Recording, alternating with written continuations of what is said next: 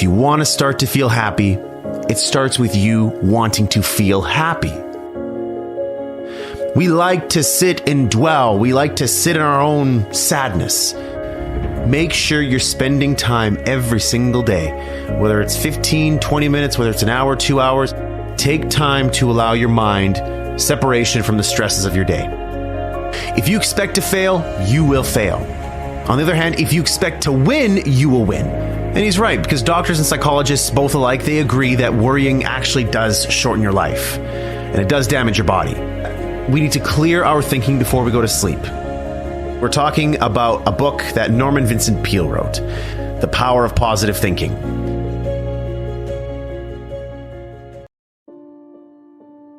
You have got to change the way you think. It is the whole determining factor of where you go in life. We are all where we are today because we thought ourselves to this position. If you don't like the position, think yourself out of it. Your brain is divided into two halves, positive and negative, good and evil. It don't function on nothing else. Ain't no neutral ground in your brain. It's either positive and good or negative and evil. Each half of your brain has millions of factory workers on each side. You got 1 million factory workers on the positive side. You got 1 million factory workers on the negative side. At the forefront of each one of those factories in your brain is a foreman. You got foreman positive and you got foreman negative. You are in charge. You're the boss of the factory. Guess what? We are how we think. You can't make a world, but you can make your own world. So now, since your brain is in two halves, let me show you how this works. You wake up in the morning and you say, man, I don't feel myself today.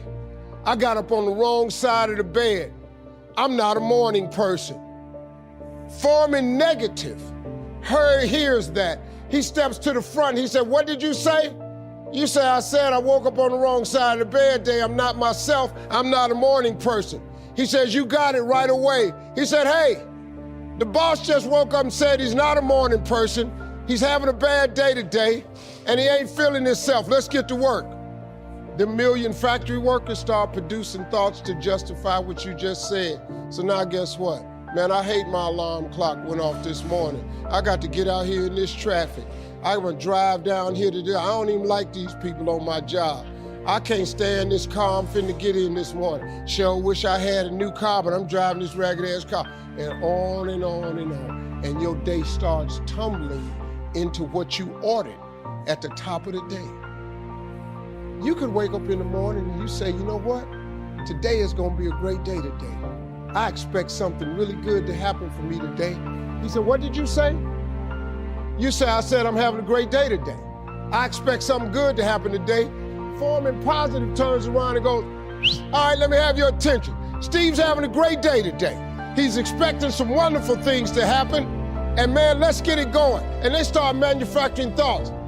Same brain. Man, I can't wait to go to work today. It may not be the job I want, but at least I got a job. I'm so grateful I got a car to drive to work today. Hey man, at least I got a check coming in.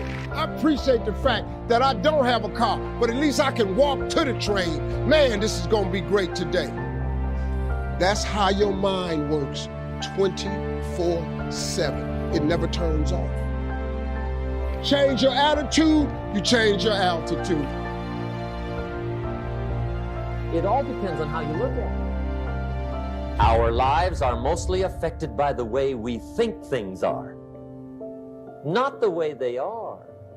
The way we think they are affects us most. And Shoaff taught me that the mind is like a factory, a mental factory. And whatever you think about all day long pours ingredients into this mental factory. And that's what builds the economic, social, financial fabric of your life. As you think, so you become.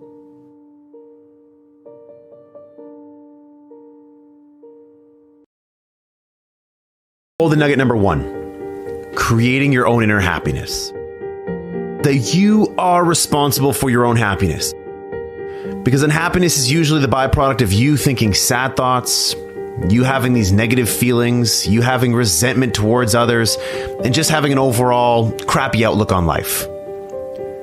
So if you think those things, what do you think is going to happen? You have to force yourself to not think those negative thoughts. Peele says we have to get into the happiness habit by thinking upbeat, cheery thoughts throughout the day. We like to sit and dwell. We like to sit in our own sadness.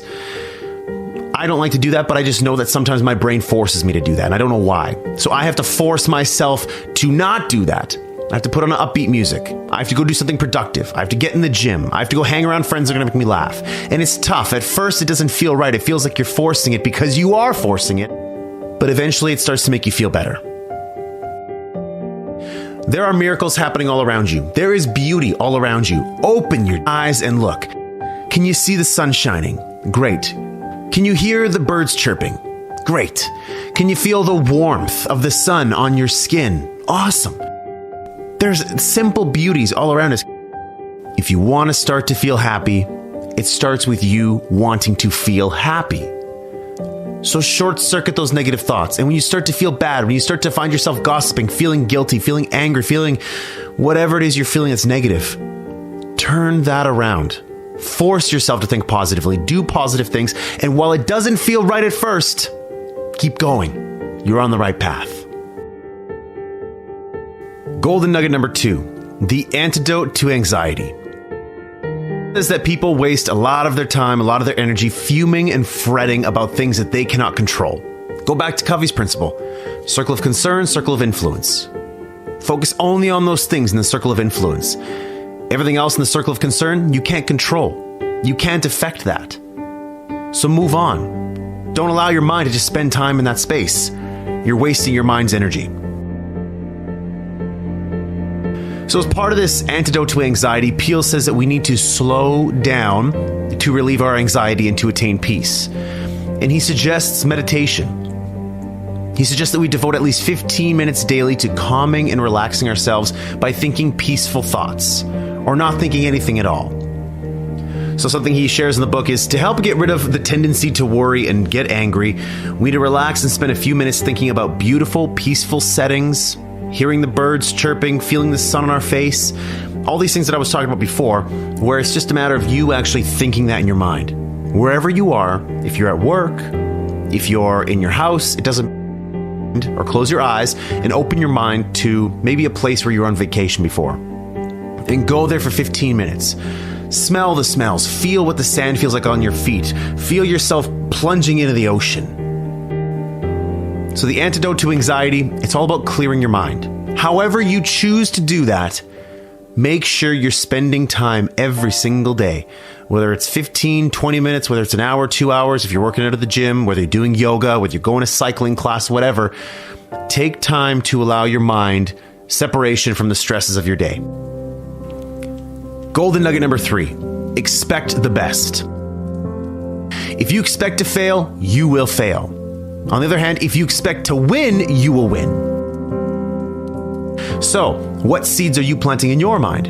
Are you planting seeds of positivity or seeds of negativity? Guess what? Your life is going to give you back more of that. Are you planting seeds of, doubt and, I'm not going to make this work, or something bad is going to happen? If you're planting seeds of that, guess what you're going to get? More of that. Start focusing on the positive. Start focusing on how things can go right. And guess what? When things go wrong, say, there's a lesson in that for me. Because life doesn't happen to me, it happens for me. So everything that's happening is there to teach me a lesson. This isn't a setback, it's a set up. This thing that's really bad, it happened for a reason. I'm going to learn from it and I'm going to get better. Golden nugget number 4, worry not. And he's right, because doctors and psychologists, both alike, they agree that worrying actually does shorten your life. And it does damage your body. We need to clear our thinking before we go to sleep. And we need to imagine our worries flowing out of our body like water out of a glass. So don't think that my path is the right path. No. This path is good for me. I replaced worry with hope by putting together goals. I put together 3 goals: a financial related goal, a health related goal, and a professional related goal. Something that what I was going to do with my life. And back in the day when I was going through those stresses, I was worrying a lot. I was having a tough time sleeping. I was having chest pains. My heart was palpitating all the time. And I really just could not get, a high level of satisfaction in life. And, if you were saying on a scale of 1 to 8, Ryan, again, 9s and 10s are reserved for very special times in our lives that seldom happen.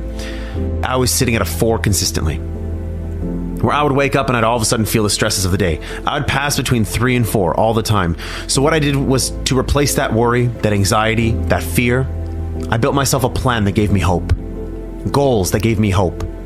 Something that got me excited. Something that I wanted to work towards. Something I wanted to achieve because I knew that if I did, it would get me out of this mess and my life would be better as a result. Golden nugget number 5, problem solving. I had problems that I needed solutions to. I had desires, I had wants, I had dreams, I had goals that I needed a solution to. The crap show was a solution. Create Your 8 was a solution. But what I did need to do was take myself out of the busyness of the day and allow my mind to sort of free up and look for inspiration all around me. And know that whatever solution I'm looking for, it's going to come to me. And this is where in this golden nugget in the book where Peele talks about, problem solving, he gives us 10 problem solving techniques, which many of them I believe with. The first one, believe that for every problem, there is a solution. So yes, believe that your problem can be solved. Yes, it's hard. Yes, it's difficult. Yes, you don't have a solution right now, but there is a solution. And oftentimes there's more than one. 2, try to maintain your serenity as you address a problem. So don't feel anxious. Don't try to get angry and say, I'm not getting this. I don't understand. No. You need to be calm. You need to be hopeful that there's going to be a solution to this problem. Number 3, don't try to force an answer. Don't try to say oh my God, I need an answer by Saturday at noon. If I don't get it by Saturday at noon, then it's too late. Sometimes you can't force it. Life often happens for you. And so you just need time for that to reveal itself to you. Number 4, gather all relevant information. Pretty simple. Do as much research as possible. Number 5, write down all facts about the situation. Again, get understanding for the problem, what's going on. You need to get clarity on the problem so you can get clear on what solutions you need to solve it. Number 6, spend time praying about the issue you are confronting. Listen, if you're praying about it, that's fine. If you're not praying about it, maybe you're thinking about it. Always make time to think about it. When you're walking in nature, yes, take time to think in nature and allow your mind to flow. But when you separate yourself from the stresses, the anxieties, the busyness of the day, allow your time to think about solutions. Number 7, believe in and seek God's guidance on the promise of the 73rd Psalm, "Thou wilt guide me by thy counsel." If you believe in the religious aspect of that will talk to you. That necessarily doesn't talk to me. So I maybe won't be using that one. Number 8, rely on your inner gifts of insight and intuition. There's things that we believe we should do, and then there's things that we know we should be doing. So you got to listen to yourself, and it takes time. It does take time. It takes patience. It takes some maturity for you to realize what you're great at. And sometimes you're doing something just to make a living, just because it's my job, it's my career, it's what I believe I'm great at.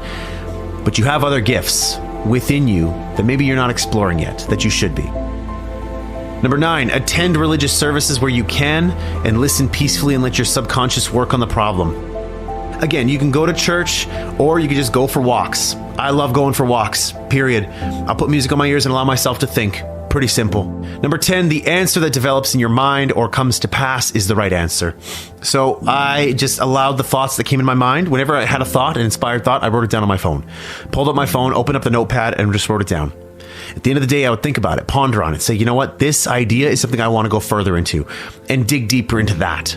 That's exactly how this show happened. That's exactly how Create Your 8 happened. It's exactly how you're going to find solutions to your problems. Last but not least, golden nugget number 6, how to handle heartache. Now, everybody at some point in their life experiences heartache, and it's tough. And so Peele says that for us to get over heartache, we need to resist the heartache by staying busy. So if you're getting a divorce from your husband or your wife, if you just broke up with your girlfriend or your boyfriend, if you just lost a loved one, if a loved one passed away, a friend, a family member, doesn't matter who it is. He says that in order for you to get through it, you need to stay busy. You need to return to your normal activities as soon as possible after a loss or a defeat. And you need to resist the temptation to brood and feel sorry for yourself. I gotta get back to work. I gotta get back to my goals, get back in the gym, get back to eating right, get back to hanging out with my friends, my family, listen to the music that I was listening to. We have to return to life.